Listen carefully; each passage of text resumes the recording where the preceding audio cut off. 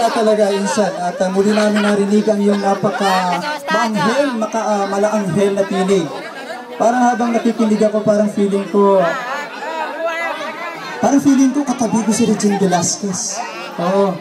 Or else yung si Moy from the Pilipinas Got Talent, of course.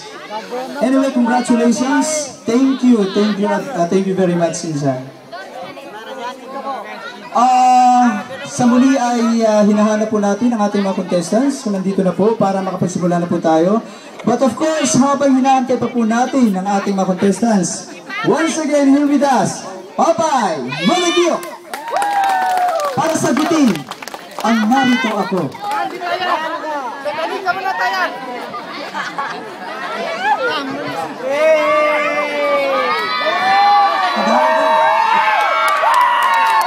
Ayan, dapat. Ang lahat sa akin, aking dinadalangin. Bakit ka bumuti? Anong mapipigil ang isang damdamin? Kung ang sinisigaw, ikaw ang lahat sa